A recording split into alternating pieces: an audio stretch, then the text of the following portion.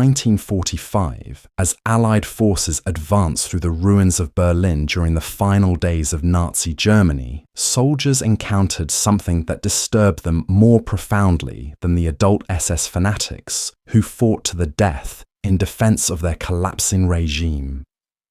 Children, some as young as 12 or 13,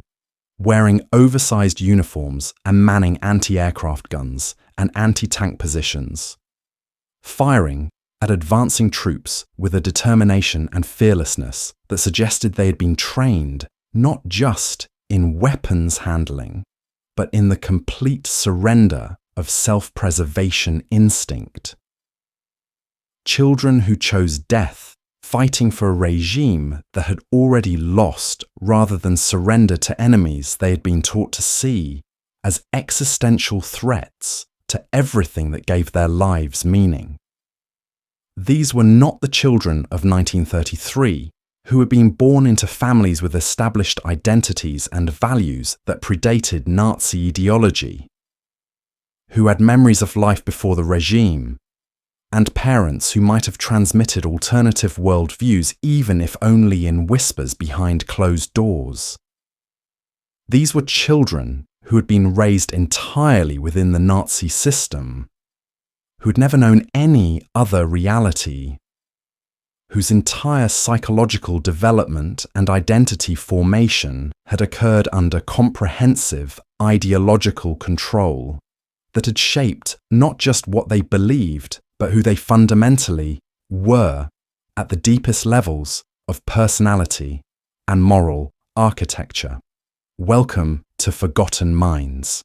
Today, we examine the systematic process through which the Nazi regime transformed children into fanatical servants of ideology, exploring how totalitarian systems exploit the vulnerability and plasticity of developing minds to create generations whose loyalty and obedience are not imposed through external force, but woven into the very structure of identity itself, and recognizing that the techniques employed were sophisticated applications of psychological principles that remain potent and available to any regime or movement that seeks comprehensive control over populations by capturing minds during the formative years when personality and values and fundamental worldview are still fluid and susceptible to molding by external forces. The Nazi indoctrination of children began with a profound understanding of developmental psychology that even most academic psychologists of that era had not yet fully articulated. That identity is not innate or inevitable, but rather constructed through social interaction and cultural transmission. During critical periods, when the brain is building the neural architectures that will determine how a person perceives reality and evaluates moral questions and understands their place in the social world. Children are born without ideology or prejudice or tribal loyalty, without any inherent sense of who belongs to their in-group and who constitutes a threatening other, without built-in moral frameworks that tell them which actions are virtuous and which are abhorrent, and this blank slate quality that humanistic educators see as potential for free development and autonomous moral reasoning is exactly what makes children perfect targets for comprehensive ideological programming by those who recognize that whoever controls childhood controls the future. The Nazi takeover of German education was immediate and thorough, beginning within months of Hitler's appointment as Chancellor in 1933. With the purging of teachers considered politically unreliable or racially undesirable, and the implementation of new curricula designed to transform every subject and every lesson into an opportunity for ideological indoctrination.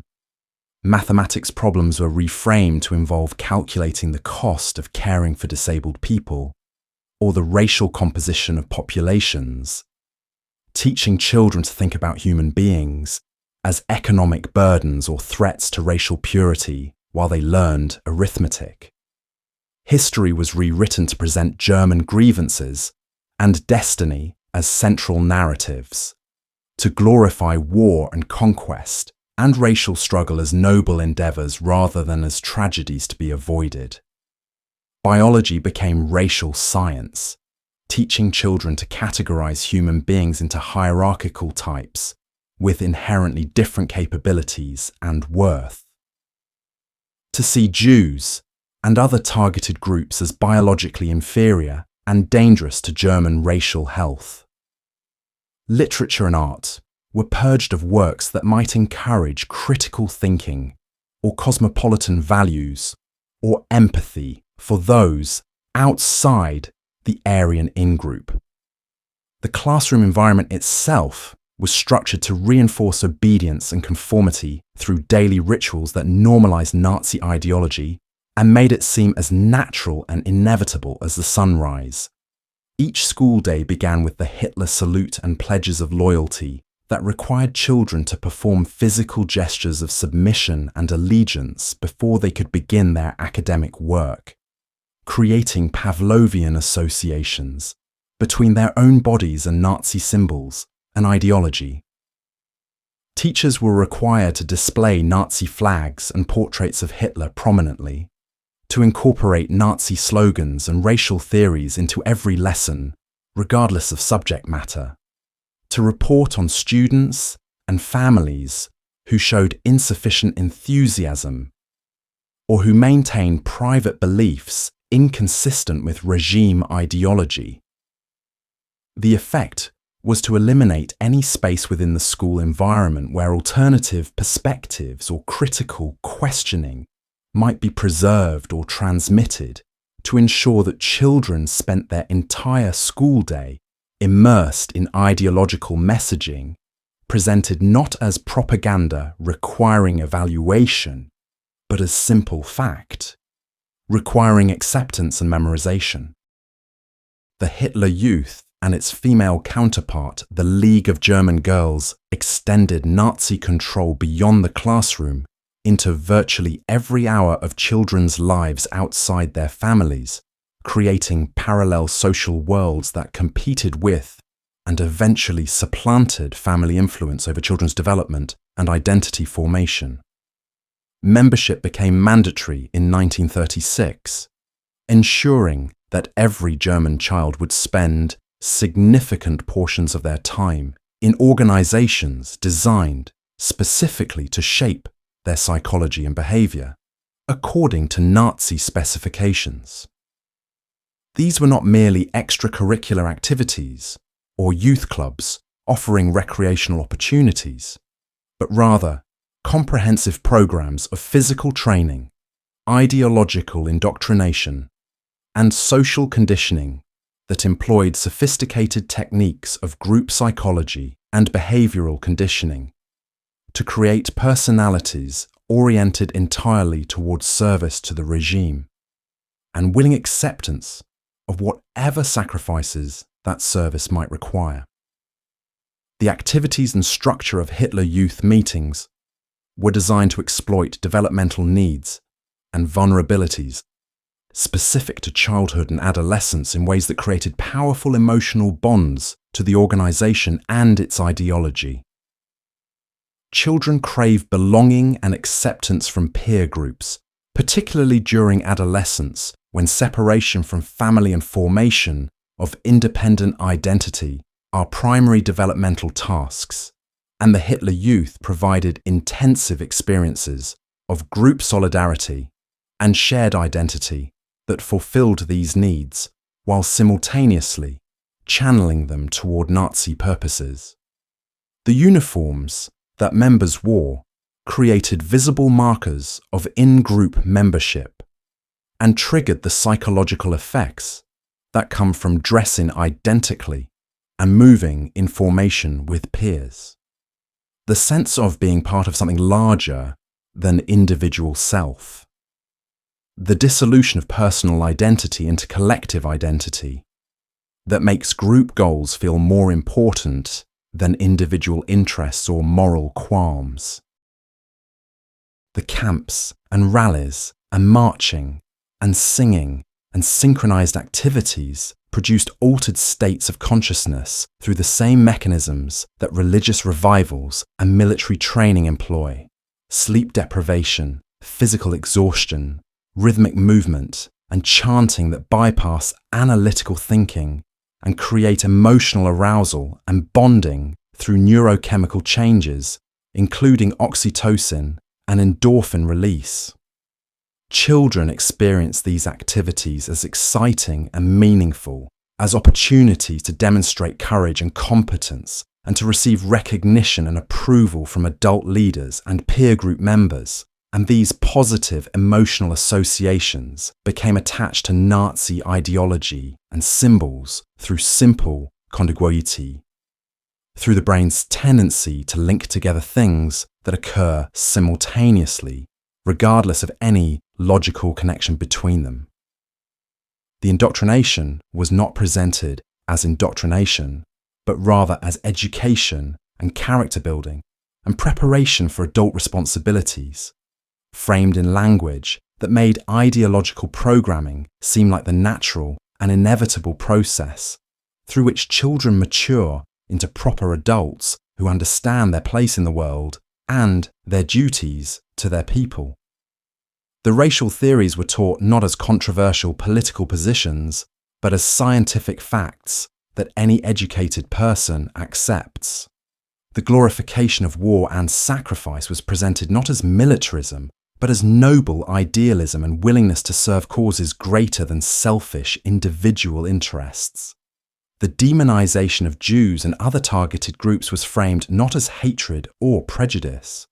but as recognition of biological realities and necessary defense against existential threats to German survival. The children who went through this comprehensive system of indoctrination during their formative years emerged with psychological structures fundamentally different from those of adults who had been exposed to Nazi ideology only after their identities and moral frameworks had already been established through childhood socialization in pre-Nazi environments. For children who had known nothing else, Nazi ideology was not something they believed, but rather something that constituted the basic architecture of how they perceived reality,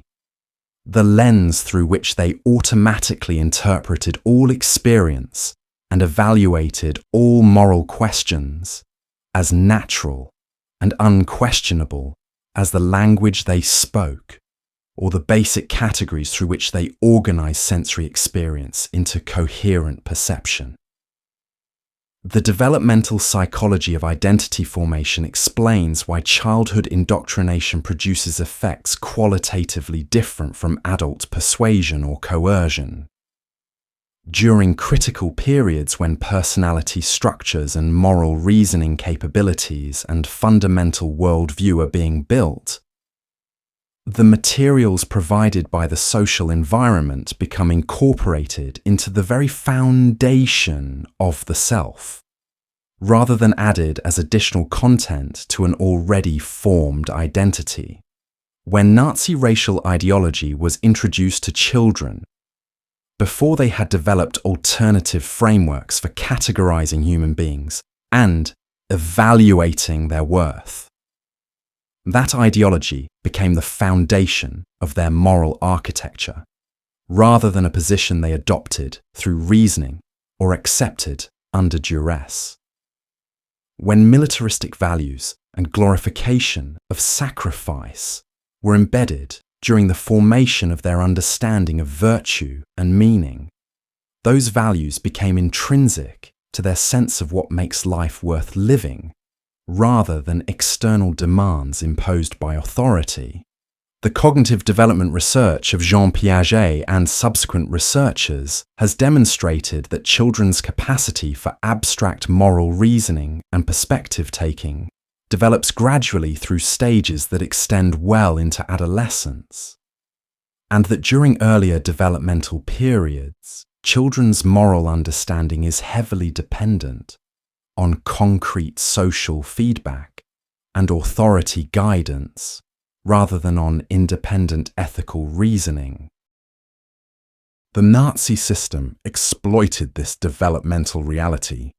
by ensuring that during the crucial years when children were building their capacity for moral judgment, all the social feedback and authority guidance they received reinforced Nazi values and racial ideology, creating moral intuitions and automatic evaluative responses that would persist even after cognitive maturity might have provided the capacity for critical reflection. Because moral intuitions formed during childhood operate at levels of cognition that are deeper and more automatic than conscious reasoning, and that shape how we feel about situations before we have time to think analytically about them. By 1945, Germany contained millions of young people whose entire psychological development had occurred under comprehensive Nazi control, whose identities and values and fundamental sense of reality had been shaped by 12 years of systematic indoctrination that had eliminated exposure to alternative perspectives or moral frameworks that might have provided resources for resistance or critical evaluation. These young people were not coerced into fanaticism through fear or bribed into loyalty through reward, but rather had been created as fanatics through processes that shaped who they became at the most fundamental levels of personality and cognition. And this explains why so many of them fought with suicidal determination for a regime that was obviously defeated, why they could not simply abandon beliefs and loyalties that had never been externally imposed,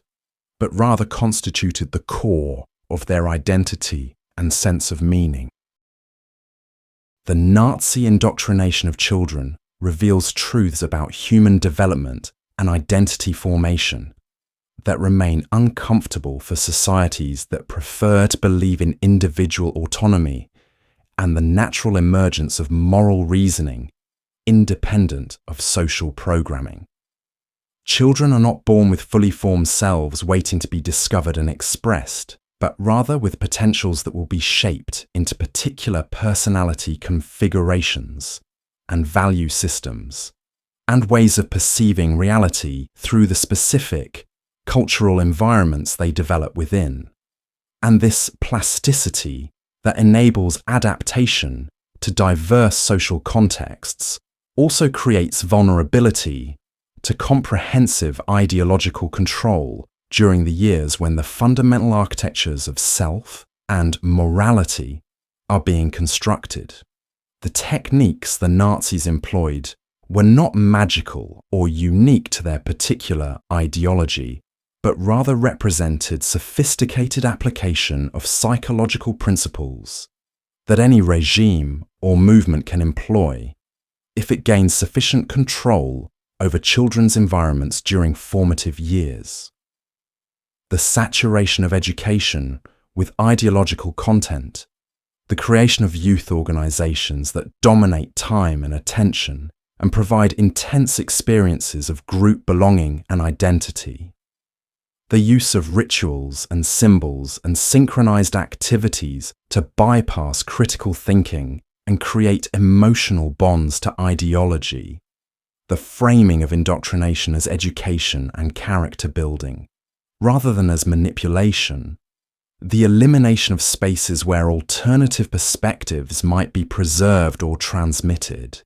These are replicable techniques that work because they exploit universal features of human development, rather than specific vulnerabilities of German culture or particular historical circumstances.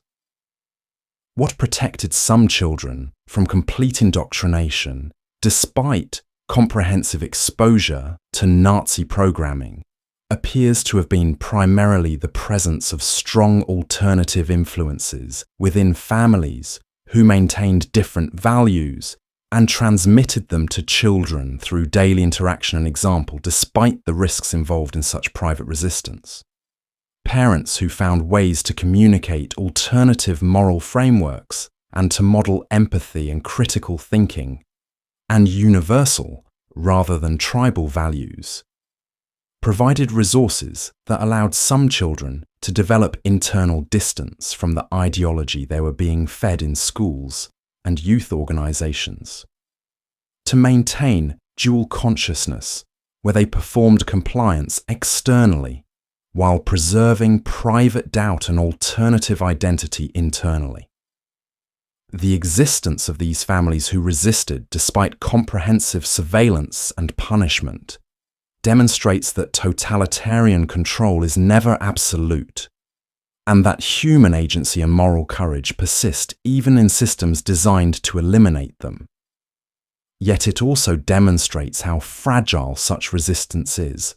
and how dependent on individual families making difficult and dangerous choices to transmit values that the entire external environment contradicts and punishes. This has been Forgotten Minds.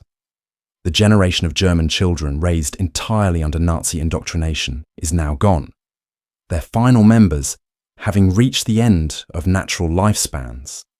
Yet the techniques that shaped them remain available, and the developmental vulnerabilities they exploited remain features of human childhood that any regime seeking comprehensive control can target with similar methods and expect similar results,